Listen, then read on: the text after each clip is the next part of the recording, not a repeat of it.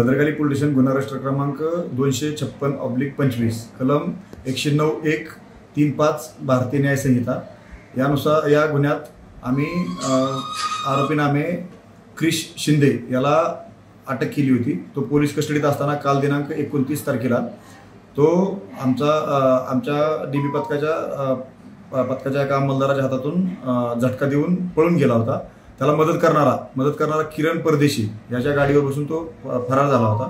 त्याला आमच्या डीबीच्या पथकाचे सत्यवान पवार आणि त्यांची टीम यांनी रात्रभर पाठलाग करून वेगवेगळ्या तांत्रिक दृष्टीचा अभ्यास करून तसेच गुप्त बातमीदाराच्या माध्यमातून त्याचा पाठलाग करून आज रोजी कसारा घाट येथून जंगलातून त्याला ताब्यात घेतलेला आहे।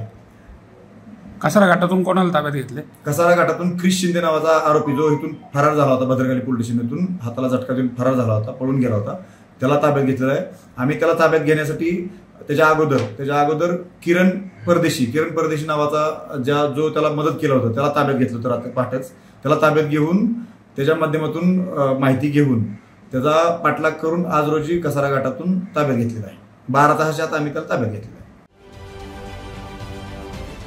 महाराष्ट्रातील सर्व बातम्यांचे विश्वासार्ह व्यासपीठ, सकाळच्या सर्व सोशल मीडिया प्लॅटफॉर्मला लाईक, फॉलो आणि सबस्क्राईब करा। तसंच सर्व नोटिफिकेशनसाठी बेल आयकॉन प्रेस करायला विसरू नका।